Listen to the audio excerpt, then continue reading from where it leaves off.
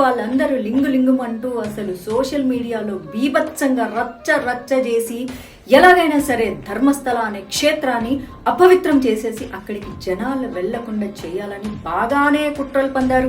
అసలు ధర్మస్థలలో జరిగిన ఘటనపై కొందరు పండగ సైతం చేసుకున్నారులే. కొన్ని ఛానల్స్ లో అయితే గంటల తరబడి ఆర్గ్యుమెంట్లు కూడా చేసుకున్నారు. భారతీయ జనతా పార్టీని వ్యతిరేకించే కొన్ని వెబ్సైట్లు, యూట్యూబ్ ఛానల్స్ ధర్మస్థల ఇష్యూని అడ్డుపెట్టుకొని ఉమెన్ డెడ్ బాడీస్ పేరుతో 3 నెలలు టైం పాస్ చేశారు. ఇంకొందరైతే ఒక అడుగు ముందుకు దూకేసేసి హ్యూమనాయిడ్ మాన్స్టర్స్ అంటూ క్రిటిసిజం చేసిన వాళ్ళు కూడా ఉన్నారబ్బా.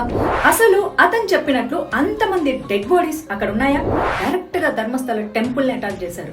ఇందుకు మెయిన్ రీజన్ ఏపీ, తెలంగాణ, తమిళనాడుకి తిరుపతి శ్రీవారి టెంపుల్ ఎంత ముఖ్యమో కర్ణాటకకి చెందిన హిందువులకు ధర్మస్థల అలాంటిది.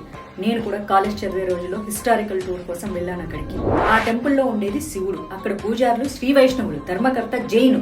3 మతాలు కాదు 3 కమ్యూనిటీస్ కలిసిందే మత సామరస్యం.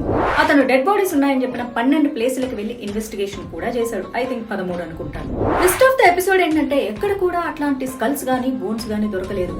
గ్రౌండ్ పెనట్రేటింగ్ రాడార్ తో చూస్తే డెడ్ బాడీస్ దొరుకుతాయని శానిటేషన్ వ్యక్తి చెప్పారు. అయోధ్యలో యూజ్ చేసిన గ్రౌండ్ పెనట్రేటింగ్ రాడార్ గురించి అతను మాట్లాడాడు అంటే దీని వెనక ఏం జరుగుతుందో మనకు తెలియాలి.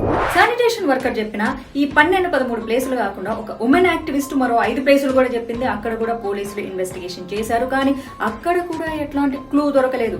1995 నుంచి 2014 వరకు జరిగాయని శానిటేషన్ వర్కర్ అయితే చెప్తున్నాడు. మరి కర్ణాటకలో 2014 తర్వాత బీజేపీ గవర్నమెంట్ వచ్చింది, కాంగ్రెస్ గవర్నమెంట్ కూడా వచ్చింది, కానీ అప్పుడెప్పుడూ ఇష్యూ గురించి ఎవ్వరూ మాట్లాడలేదు.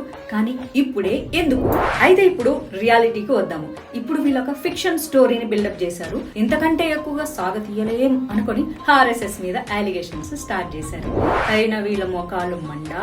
ఆర్ఎస్ఎస్ వాళ్ళు హిందూ ధర్మానికి అన్యాయం చేసే పనులు ఎందుకు చేస్తారా?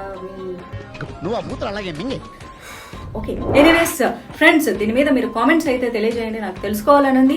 మీరు గనక ఒక చిన్న లైక్ కొట్టి కామెంట్ చేసి సబ్స్క్రైబ్ చేసి షేర్ చేస్తే నాకు చాలా ఉత్సాహంగా ఉంటుంది మరిన్ని వీడియోలు చేసి మీ ముందుకు తీసుకురావటానికి.